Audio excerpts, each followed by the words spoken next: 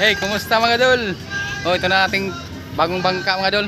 No, so, si kanan na ito nabili natin mga idol, pero niniper natin ang yung kanyang bakol dahil kinakain ng natawag sa amin yung tatod, no? So, dito na itong bangka idol, no? Malapit na makatapos.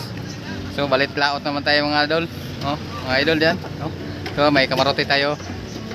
At ito na, double engine tayo mga idol. Yan, double engine tayo pero wala pang makina, isa-isa lang ang ating gagamitin dahil wala pa tayong pambili. Dadol. Dadol. Nagkadalawa ng propeller niya, no? Yan. Hindi pa tayo nakapintura, magpintura natin to pag may ipon na tayong pera. Ano pa tayo, lalaot pa tayo na walang pintura.